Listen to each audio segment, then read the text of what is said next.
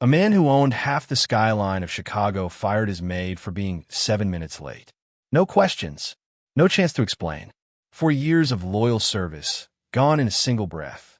But just days later, that same man would kneel in slush beside her freezing body outside an abandoned train station. His $1,000 coat soaked, his hands trembling. What broke him wasn't the cold. It was the truth he'd ignored. And the person who held up a mirror to his soul? Not a judge. Not a priest. His 10-year-old granddaughter. Would you have fired her? Let us know in the comments. And if stories like this move you, like, share, and subscribe. This one will stay with you. Nathan Brooks believed in routine. His mornings were precision time machines. 6:15 wake up, 6:25 shower, 6:30 espresso with 1 sugar and a 1/4 inch of foam. Serve alongside the Wall Street Journal, folded precisely to the financial section. He didn't know who brought it. Didn't need to. The system worked. It always worked. Until one morning, it didn't. At 6:31, Nathan stood in his kitchen, espresso machine silent, no paper in sight. He checked his Cartier. Then the door creaked open. Alma stepped in, her breath catching, cheeks flushed from the wind, hair damp from snow. "I'm sorry, sir," she began, voice catching. "The train." "You're done," he said, not even looking at her. She blinked. "Sir, I don't tolerate lateness. You can leave your key at the front desk." Alma didn't plead, didn't explain. She just nodded once, eyes fixed on the floor. Then she turned and walked out, her shoes still wet, her coat buttoned crooked from the wind. Nathan had already moved on. He had a breakfast with city planners, a call with investors in Singapore, a standing 11 o'clock with legal. He didn't wonder where she went. He didn't care. He had known Alma for 4 years. Or rather, he had employed her. For 4 relentless years.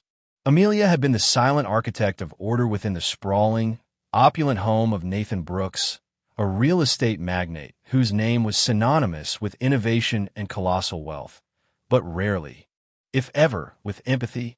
His penthouse was a testament to modern luxury, his routines meticulously planned, and his expectations, much like his algorithms, unforgivingly precise.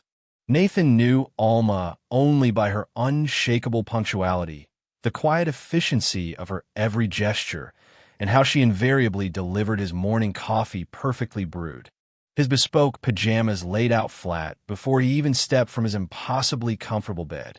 To him, she was an invisible cog in his perfectly tuned machine, efficient, reliable, useful. Nothing more. He never once considered where she went after her shift, never cared to delve into the unseen tapestry of her life, or any other staff's life, beyond the gleaming marble floors of his lavish residence. He certainly never imagined that Alma, for months, had quietly transformed a forgotten corner of his vast 43rd floor janitor's closet into her nocturnal refuge. Every dollar she earned, every extra hour she managed to squeeze in, was meticulously wired back to cover the mounting medical bills for her granddaughter's congenital condition in El Paso, a silent, desperate battle unfolding worlds away from Nathan's gilded existence. With Chicago's relentless rent hikes and her recently cut work hours, she simply had nowhere else to turn. By day, Amelia would carefully unroll a thin sleeping mat onto the cold concrete floor of that cramped space, using discarded towels as a makeshift pillow. Her tired body ached, yet her spirit remained unyielding, fueled by a single, burning purpose. She ate crackers and tea bags she pocketed from staff lounges. She kept working, kept smiling, kept showing up, until that morning, until he said, "You're done." And just like that, the only warm place she had in the city vanished. Nathan didn't see the tremble in her hand when she closed the door. He didn't hear the silence that followed her steps. He didn't ask, because Nathan Brooks didn't ask questions. He gave orders. But the cold outside had sharper memory than he did, and it was waiting. Alma didn't cry. She just walked. 1 block, then 2, then 10. Her hands were still red from scrubbing marble countertops that morning, and the wind bit straight through the thin cotton of her jacket. Her keycard no longer worked, but she hadn't needed it. She'd already packed what little she owned in a reusable grocery bag last week, just in case. For 3 months, Alma had been living in the janitor's closet on the 43rd floor of the Goldspire Tower. She kept her blanket folded beneath the utility sink and her toothbrush in a Ziploc taped behind the breaker panel. No one noticed. No one asked. Each morning at 4:30, she'd roll up her bedding, smooth out her uniform, and ride the service elevator down before the rest of the staff arrived. She never wanted anyone's pity, just a paycheck, enough to wire money to El Paso, where her granddaughter Camila was on a waiting list for a second heart surgery. It wasn't always like that. Back when she worked full-time, Alma rented a room in Pilsen and still managed to send half her pay to her granddaughter's heart treatments in El Paso. But when hours were cut and rent went up, she'd chosen Camila over comfort without thinking twice. She stopped buying new clothes, ate one meal a day, pawned her wedding ring for antibiotics last winter when Camila caught the flu. No one ever asked how she was doing, and she never offered the truth. After Nathan fired her, Alma had nowhere left to hide. The key card was disabled. She had $22 in cash, no phone signal, and nowhere to sleep.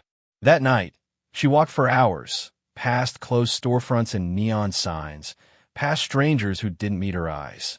She tried 2 shelters. Both were full. A third turned her away for not having ID. She kept walking until her legs trembled. At the edge of an old rail yard, she found a bus stop with a half-broken bench under a rusted awning. She sat, pulled her knees to her chest, told herself she'd rest just for a moment. But the cold moved faster than she expected. Her breath slowed, her fingers lost feeling, and in her pocket, Camila's last drawing, a dog with a cape and the words, Mi abuela es mi heroína, pressed against her thigh like a heartbeat fading through paper. By 11 p.m., she was near the South Rail Yard. She found an old bench beside a rusted-out bus stop, half sheltered by a broken awning. She sat, knees tight to her chest, scarf drawn up over her mouth. She told herself she'd rest her eyes for just a moment, just until the first train. But the cold moved quickly. It sank deep into her bones, numbed her fingers, slowed her breath. She thought of Camila's drawing, still folded in her pocket, a crayon heart with wings. She thought of the way Nathan used to leave crumbs on his saucer, and how she'd always wipe them away without a sound. The city didn't stop for her. No one would notice she was missing. And so, Alma closed her eyes and waited for morning. She didn't know if she would see it. Nathan Brooks didn't usually drive himself. His driver, Bill, was always early, always. But that Friday morning, at exactly 7:12 a.m., Nathan stood on the curb outside his building, phone pressed to his ear, teeth clenched. Bill wasn't answering.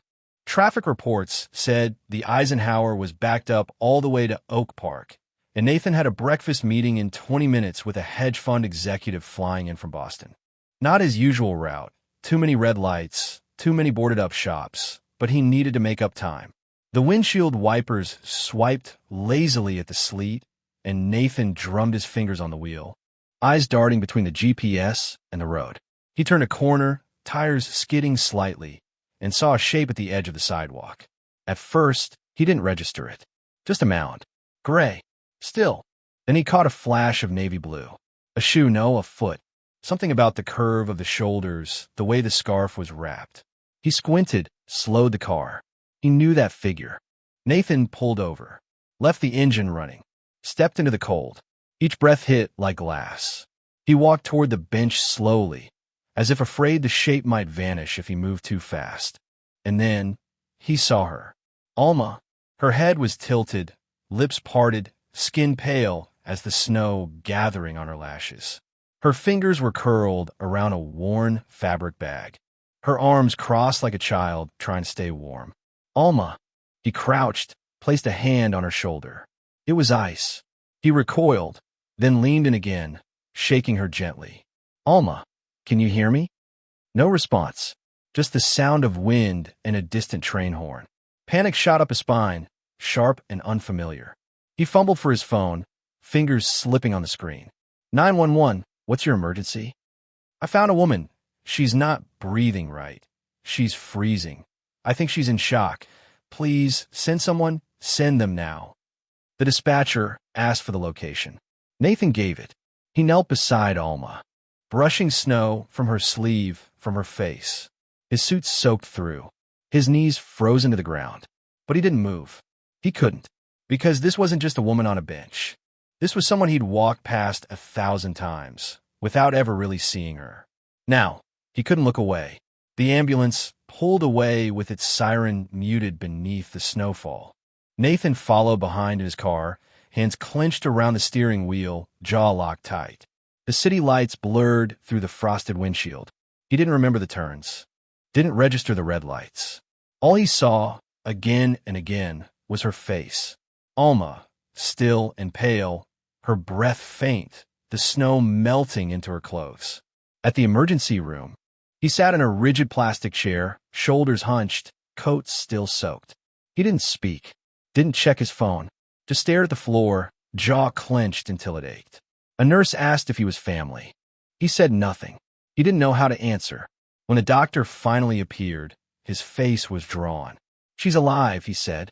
"Severe hypothermia. But she's stable for now." Nathan gave a silent nod, watching the slow rhythm of her chest rising. He couldn't remember the last thing she said to him. Maybe "I'm sorry," or maybe she hadn't even finished the sentence. Either way, it didn't matter now. That she never once raised her voice. That she was late, one time, and he didn't ask why. He just said the words, "You're done." And now, she lay before him like something fragile he hadn't realized was breakable. The hospital door opened quietly. Nathan looked up. His daughter stepped in, Chloe trailing just behind her, clutching a stuffed bear in both arms. The girl's eyes were wide. His daughter spoke first. The hospital called the number on record. The head of staff gave them my contact. She paused, uneasy. They said Alma had no next of kin here. When Chloe heard, she insisted on coming. Chloe stepped closer, her voice soft. "Grandpa, are you okay? Is Alma okay?" Nathan answered, low and rough. "She's being taken care of." Chloe looked up at him. "Why did you fire her? She didn't have a home. She almost died." She swallowed. "She was always kind to me." Nathan's jaw tensed. "She was late. Rules are rules." "But it was snowing," Chloe said. "I was late to school too, but my teacher just asked if I was okay." Nathan didn't answer. She added, quietly, "When I mess up, I think I'd rather have a grandma like Alma than a grandpa who forgets other people have feelings too." Nathan froze. The words didn't echo, but they landed. Nathan was silent for a moment, just stared at the double doors of the emergency ward, still closed. It was sometime after midnight when Alma stirred. Her fingers twitched first, then her lips parted slightly, dry and cracked. Nathan had been sitting by her side for hours, back stiff, coat folded over his lap like a forgotten promise. When he saw her eyelids flutter open, something in his chest jolted, sharp, foreign, real. He leaned forward slowly, afraid a sudden movement might break the fragile moment. "Alma," he said, voice low and unsure, like it wasn't meant to be said aloud. She blinked. Her eyes wandered the ceiling, then to the oxygen tube at her nose, the 4 at her arm, the sterile light above her. Finally, they landed on him. "Am I dead?" she whispered. He almost laughed, but came out hollow. "No," he said. "You're alive. You're safe." Alma's brow furrowed. Her gaze hardened, not from anger, but from recognition. "Why are you here?" she asked. No hesitation. Nathan swallowed. The question pierced deeper than anything the doctor had said. "Because I should have been, long before tonight." She turned her head away, slowly, deliberately. Her voice, though hoarse, came steady. "I didn't steal. I didn't lie. I was never late. Not until that day." "I know," he said. "I didn't ask you for help. I know. You didn't ask me anything either." The truth sat heavy between them. Nathan looked down at his hands. They were clasped so tightly his knuckles had gone white. "I didn't," he said quietly, "and I can't fix that with words. But I stayed because I couldn't walk away again." She didn't reply. Her eyes stayed fixed on the pale hospital wall, unmoved. A single tear rolled down her temple, and she didn't wipe it. Nathan didn't reach for it either. He just stayed there, unmoving, listening to the heart monitor click through seconds he could no longer take back. I used to think, Alma said after a long silence, that if I worked hard enough, kept quiet, stayed invisible, maybe I'd be allowed to stay. Maybe that was enough. Her voice cracked, but didn't break. Nathan said nothing. There were no words that wouldn't sound like excuses. Not anymore. You don't have to forgive me, he said finally. She didn't. Not that night. But she didn't ask him to leave, either. So he stayed until morning. By noon, the staff at Nathan's penthouse stood gathered in the kitchen, whispering around the espresso machine Alma used to clean every day. Nathan walked in, still wearing yesterday's clothes. His tie was gone. His hair was uncombed. But what silenced the room wasn't his appearance. It was the look in his eyes. Clear, focused, human. I need to speak with you all, he said. Nobody moved. He didn't raise his voice, didn't clear his throat, just spoke. I fired Alma because she was late. I never asked why. I never cared to. The room was still. And last night, I found her nearly frozen to death by a train yard off South Loomis. Someone gasped. The sous chef covered her mouth. Nathan kept going. For 4 years, I walked past her. I knew how she folded my shirts. Not where she slept, not why she was tired. And when she was 7 minutes late, I ended everything with a sentence. No one spoke. Nathan nodded. I'm not proud of how I ran this household, of how I made people feel like ghosts. Then he said something that hadn't left his mouth in years. I'm sorry. Silence followed. Heavy. No one needed to, because in that moment, something shifted. It was raining the day Alma left the hospital. Not snow, not sleet, just a steady gray drizzle that soaked the streets and painted the sidewalks in reflections. Nathan stood outside the discharge doors, holding an umbrella in one hand. I thought you might be cold, he said, offering the coat. Alma didn't reach for it. She looked past him, toward the black town car idling at the curb. Where are you taking me? Not back to work. Nathan replied. Not anywhere you don't want to go. I made arrangements at the lake house. It's quiet, warm. You can rest. No expectations. No duties. Alma stayed still, lips pressed together. This isn't charity, she said. Her voice was firm, though still hoarse. I know, he said. It's a correction. She exhaled slowly, like the word carried weight she didn't want to accept. The nurse helped her into the car. Nathan got in beside her, not across. The ride was quiet. Not uncomfortable, just quiet. Rain tapped against the windows. Trees blurred past.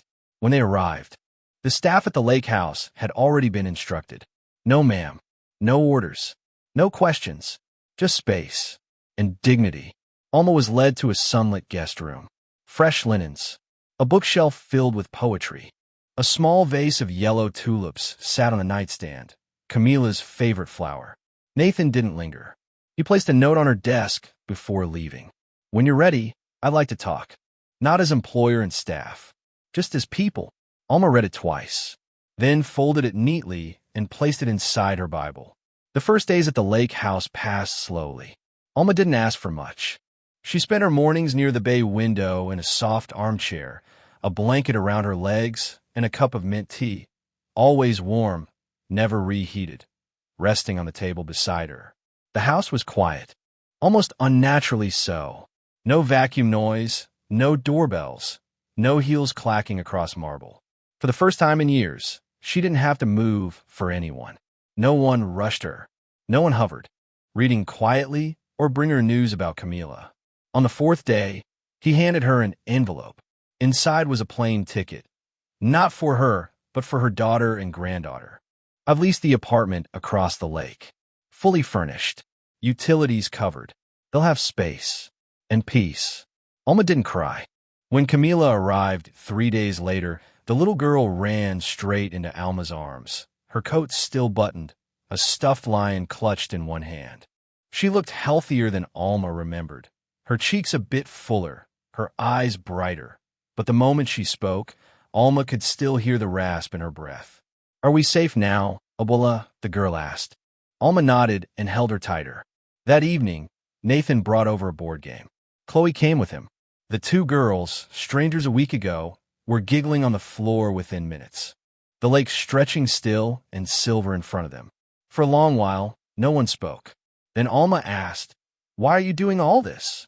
Nathan answered without looking at her. Because I can't change the fact that I failed you. But I can make sure you're never invisible again. Alma said nothing. She didn't thank him. She didn't protest. She just looked out at the girls in the window, playing, laughing, alive, and whispered, "Don't fail them."